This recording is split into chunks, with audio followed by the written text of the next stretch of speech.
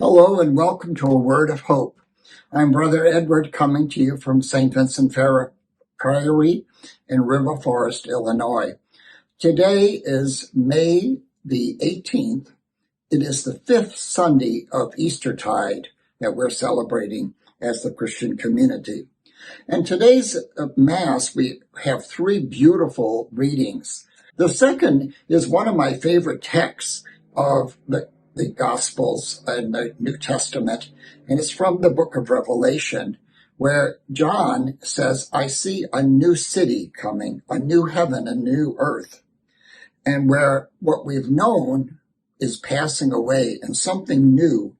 Behold, God is dwelling with humanity now, and he dwells there with his people, and he will wipe away every tear from their eyes. Every notion of death and suffering and wailing will be passed away.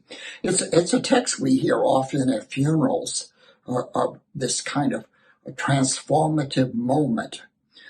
And we do that as a church at funerals because that person who has passed from us is going through this personal transformative moment. But we also see in this text a desire that the very world itself is transformed.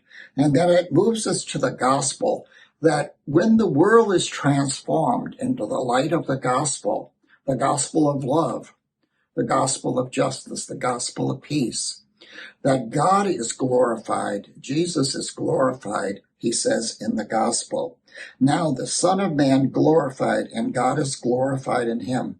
If he is glorified in him, God will also glorify him in himself, and that God's glory at once. My children, I will be with you a little longer. I give you a new commandment, to love one another. And recently I was reading a book about events that took place in the United States in the 1950s. And there was a person in there who actually was a traitor. He was a spy for the Russians and had shared government secrets with the Russians. And he went through a conversion experience, and he said, we're often looking in the wrong places for solutions to our world. We have the solution given to us by Jesus Christ. It is the blueprint of love for the world.